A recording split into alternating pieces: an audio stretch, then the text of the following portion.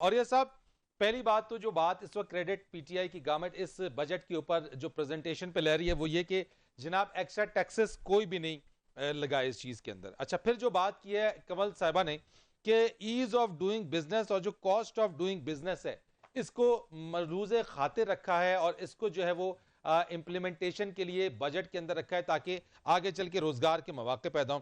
अच्छा, फिर तीसरी बात कही कि जो क्रेडिट ये कहती हैं कि हम लेना चाहते हैं वो ये कि जो स्विफ्ट कैश ट्रांसफर्स है रीजन के अंदर कहीं भी इसकी मिसाल इस तरीके से नहीं मिलती है। तो अरिज साहब, ओवरऑल बजट के ऊपर आपका टेक क्या है? आप इसको वाकई आप समझते हैं कि ये एक ऑप्टिमिस्टिक रियलिस्टिक बजट है? और जो 3 पॉइंट्स कमल साहबा ने कहे हैं, आप समझते हैं कि वाकई इस पर क्रेडिट पीटीआई का बनता है?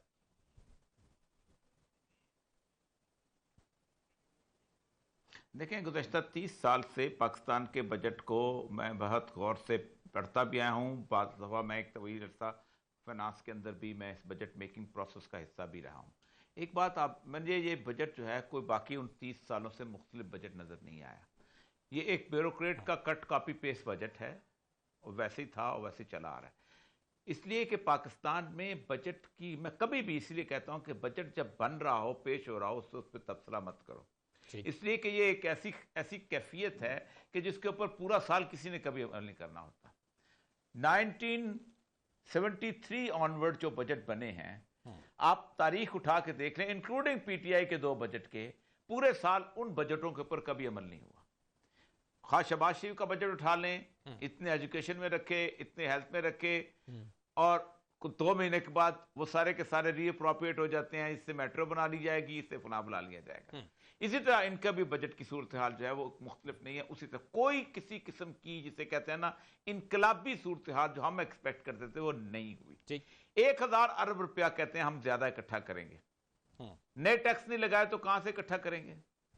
वो चाइना मदद दे जाएगा, सऊदी अरब दे जाएगा, फलां जगह दे जाएगा। इसका मतलब यह है कि आपने उस 1000 अरब जो अलहदा इकट्ठा करना है, ज्यादा जो अपने इकट्ठा करना है हदफ से, उसके लिए आप 3-4 महीने के बाद कुछ और टैक्स लाएंगे।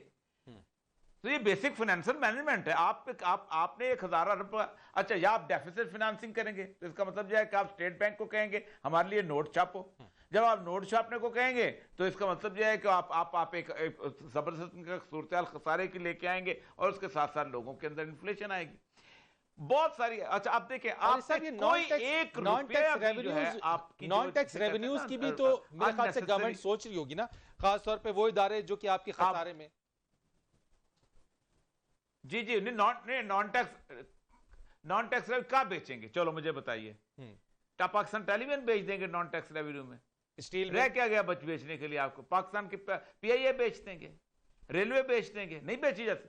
देखे ना, आप बजट जब बनाते हैं तो आपको थोड़ा सा रियलिस्टिक होना चाहिए कि आप क्या बेचेंगे ये नॉन टैक्स रेवेन्यू में। बेचने को रह क्या गया है हमारे पास? अच्छा, सबसे बड़ी दूसरी एक और चीज अर्ज करूं मैं आपको, ये इसको छोड़ दें इस वक्त। आपने एडमिनिस्ट्रेटिव वेस्ट है उसके ऊपर कोई काम नहीं किया। मैं ब्यूरोक्रेसी में जब हम बच्चे होते थे तो जिन डिप्टी कमिश्नरों की दफ्तरों में हम जाते थे, उनके कमरों में बैत की कुर्सियां होती थी जो अंग्रेज के जमाने में थी। आज आप पटवारी के कमरे में चले जाएं, आपको पटवारी के कमरे में एसी लगा हुआ मिलेगा, साथ उसको शानदार किस्म का सोफा मिलेगा, आपको तहसीलदार के कमरे में मिलेगा। इनकम टैक्स का ये ऑफिस 70s के अंदर आप किसी को बताइएगा, वो चले जाए, इनकम टैक्स ऑफिसर के कमरे होते थे, फाइलों से भरे हुए होते थे, उसी के अंदर अरबपति लोग जो जाके अपनी फाइल जमा करते थे। आज वो इनकम टैक्स की बिल्डिंग को देख लें क्या सूरत हाल है। जीओआर जो है उसके अंदर अरबों रुपया आप खर्च करते हैं, उसकी मेंटेनेंस पे करते हैं, उसके सारा आपने 1 रुपए की एडमिनिस्ट्रेटिव वेस्ट खत्म नहीं किया, इसलिए कि आप ब्यूरोक्रेट्स के हाथ में खिलौना बन चुके हुए इन 2 सालों के अंदर।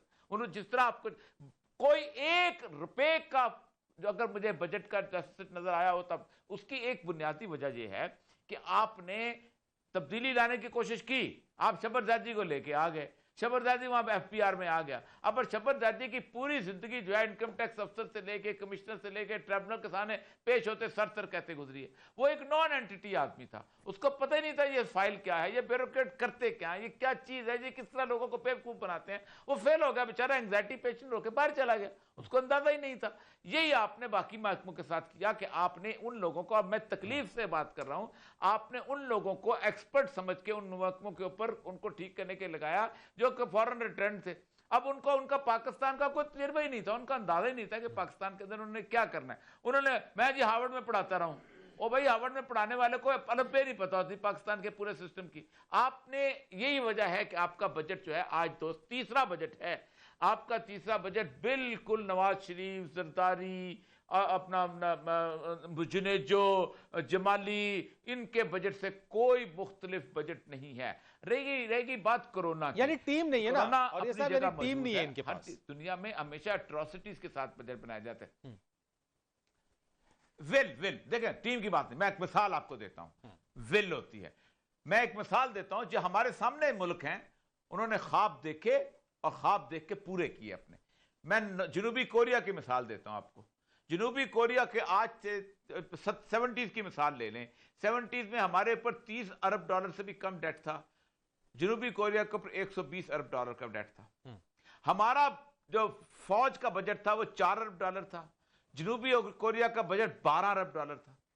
हमने सिर्फ 17 साल जंग लड़ी हुई, 17 में दिन जंग लड़ी हुई थी और 6 दिन हमने 71 की लड़ी थी।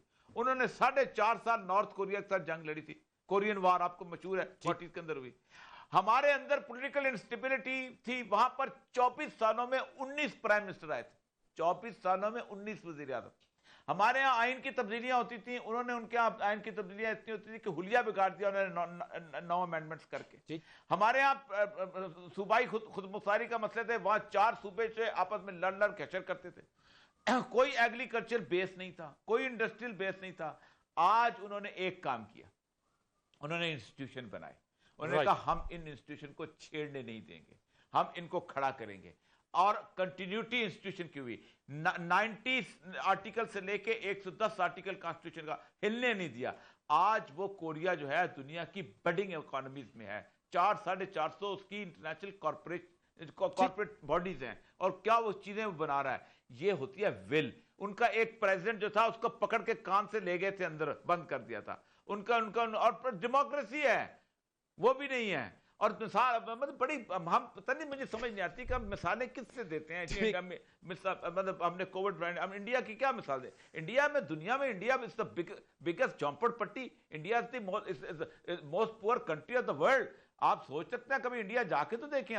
आप सुबह सवेरे ट्रेन से सफर करें, आपको लाखों लोग जो हैं वो ट्रेन के साथ जो है रफा हाजत करते नजर आएंगे। 65% के पास तो वहां टॉयलेट नहीं है। क्या पाकिस्तान की इकॉनमी इंडिया से कंपेयर की जाती है, या पाकिस्तान का सेटअप उसके साथ कंपेयर किया जाता है? जमीन आसमान का फर्क है। मैं उसमें पटना से, उड़ीसा से पटना गया हूं, बच्चियां जो है लालटेन लेके हाथ में खड़ी होती हैं, और वो इसलिए खड़ी होती हैं कि कल को ट्रक वाला आएगा और रात गुजार के 5 रुपए दे जाएगा, उनकी जिंदगी गुजर जाएगी। ये इतनी तो वहां गुर्बत है उसकी हालत की। अब चाइना से क्यों कंपेयर नहीं करते कि इन्होंने एक सिस्टम किया, लॉकडाउन किया, पूरे का पूरा सिस्टम, उसने उस सिस्टम से निकलने नहीं दिया।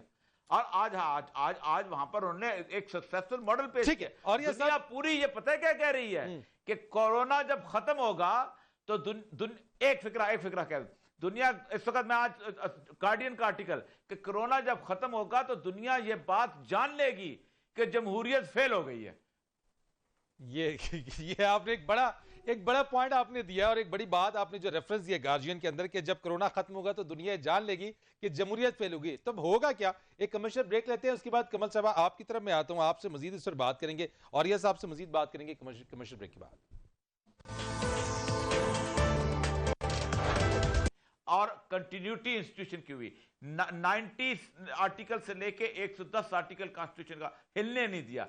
आज वो कोरिया जो है दुनिया की बडिंग इकोनॉमीज में है, 400-450 उसकी इंटरनेशनल कॉर्पोरेट बॉडीज हैं, और क्या वो चीजें बना रहा है। ये होती है विल। उनका एक प्रेसिडेंट जो था उसको पकड़ के कान से ले गए थे, अंदर बंद कर दिया था। उनका और डेमोक्रेसी है वो भी नहीं है। और मिसाल मतलब बड़ी, हम पता नहीं, मुझे समझ नहीं आती कि हम मिसालें किससे देते हैं।